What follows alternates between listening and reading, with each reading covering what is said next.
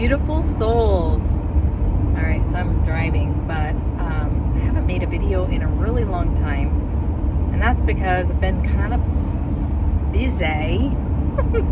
Oh my gosh, so many different irons in the fire and projects and whatnot. So, but yeah, I'm trying to think so many things coming up from the past to be looked at, to be sifted through, and new connections made. Especially for me, having to do with vulnerability, flexibility, and how I've been moving around in the world. Really, since the beginning of the first part of this year, I have been going through this shedding process of all of these attachments that I didn't even realize that I was still attached to. Right? Relationships that had ended that I was still holding on to, even if just with one pinky finger. You know, the thing about divorce, and I've been divorced final since 2018, but there's a lot of hopes and dreams that actually need to be put to rest, as in thrown into the fire, buried, not sure, but they do need to be dealt with when you go through something like this. And I didn't fully realize how intertwined my ex-husband and I were. I mean, we were in a lot of different ways, but there were a lot of dreams that really didn't have anything to do with me that I was still funneling energy into. So yeah, I've been undoing that, and it came through this whole situation with him where I took a really strong stand that I might not normally take, but it was this beginning of this empowerment process, and realizing at the depth of my being that I can interact in any way I want to. That just because I usually take the high road doesn't mean I always have to. And that I am a very dynamic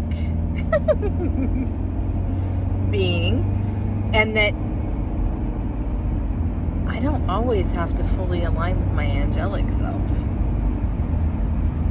Right? We all have a lot of different aspects, and we don't have to always play the role that feels good.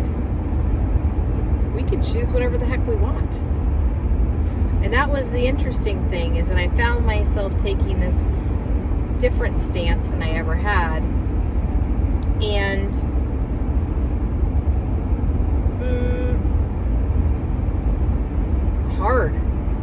hard stance. Well, after I was able to cut through all of this attachment crap, then I was able to come back around again and change my mind and do whatever I felt was the right thing to do at that time. It was funny, I was messaging with a friend this morning, and he's like, yeah, well, at that time, Sally, you always did what you thought was the right thing to do. And I think that's an important concept to touch on, because what is the right thing to do can change. And as we expand in consciousness, as we break through some of the stuff that's holding us back, that can totally change. So I was aligned, and I am still aligned, even though my decision-making process is completely different. It's pretty trippy. It's pretty cool. And it took going through that whole thing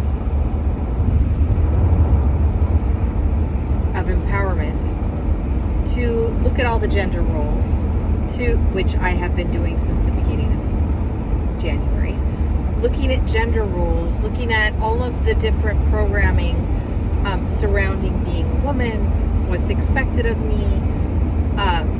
Why does everybody think I'm always going to do whatever they tell me to do, regardless of whether it's good for me in that moment or not?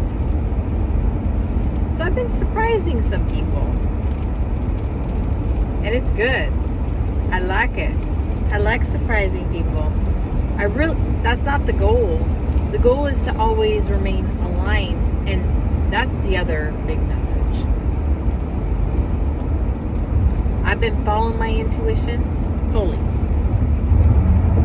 all year. And even if I don't understand what in the world, why I'm doing something, I am following it, and I am trusting myself. Trusting these voices. I say voices, but it's really me, and all of this guidance, and, I am so divinely guided and protected in ways that I don't even fully understand. So I feel like a lot of us, that's what we're doing, as these, I don't even want to know if there is a term, people that are awakening to their multidimensionality, to the intuition and the inner guidance versus looking outside of ourselves. That for a lot of us, that has been the reason that we have been able to see the truth, or to recognize untruth, maybe is the better way to say it, in everything that's been happening in the world. And so it is our intuition and our own inner guidance that is the key to our own ascension, to our own awakening.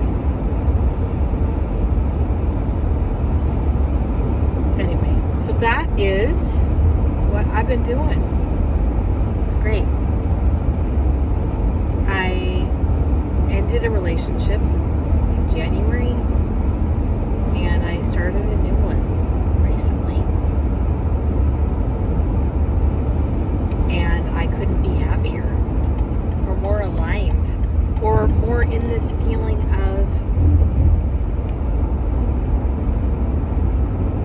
I'm an amazing manifester, and whoever comes in is perfect for me at that time.